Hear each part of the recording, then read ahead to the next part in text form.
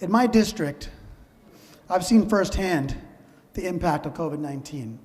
In the Bay Area, 3 of the most heavily impacted zip codes are in my district, in East San Jose. Why are they in my district?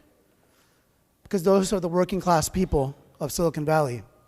Heavily Latino, Vietnamese.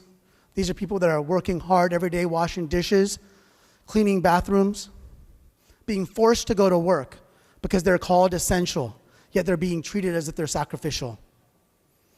Now, I'm doing my best to try to find some common ground, and yes, I would love to have an urgency clause on this. I would love to be able to believe that 2/3 of the folks on the floor would vote for it if I had an urgency clause, but I'm working with what I have here.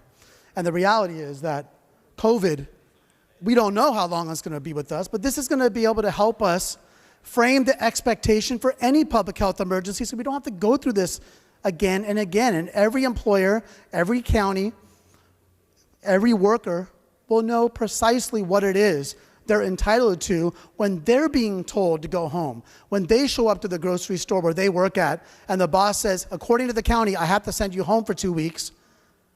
Are we going to put it all on the worker to have to sacrifice to make it through those 2 weeks? Or can we just add a little bit of relief to help get them through this crisis?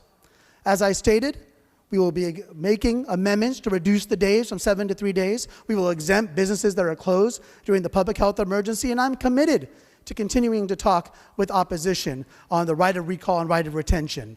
This is something we've been working on this bill all through the Assembly. We made tons of amendments in Assembly appropriations, and we're going to continue to work on it. That's how I operate.